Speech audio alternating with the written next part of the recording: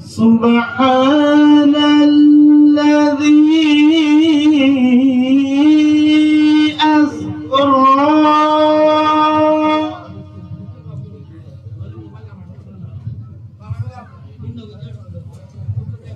بعبده ليلا من المسجد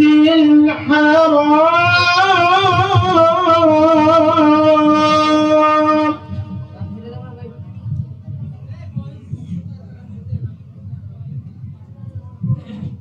من المسجد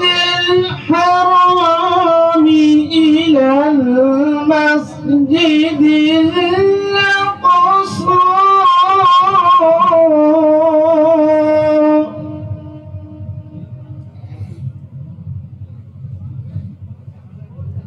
إلى المسجد الأقصى الذي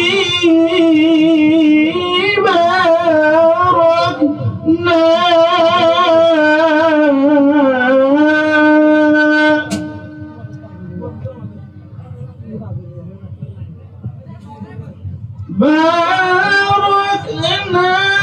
منه حوله لنريه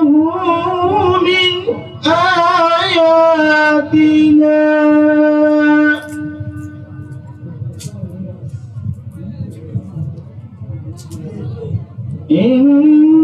إنه هو السميع البصير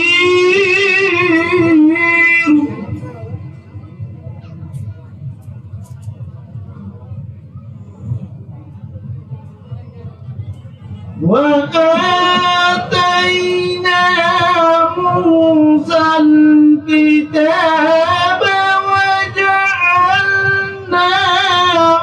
هدى لبني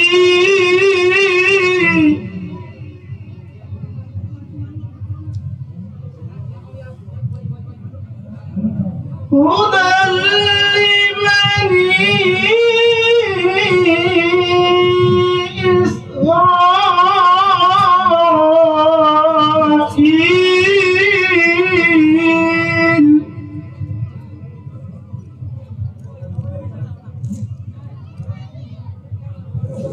هدى لبني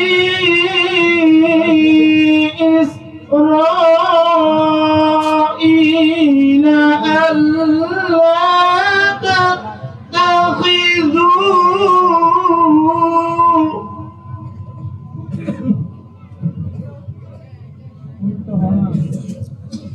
ألا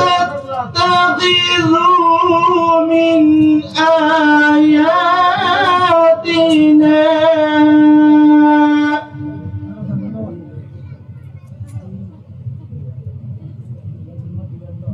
من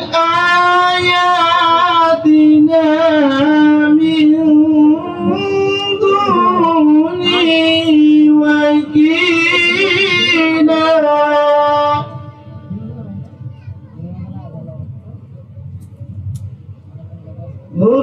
ذرية من حملنا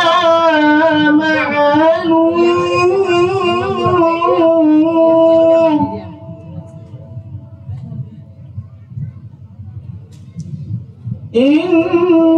إنه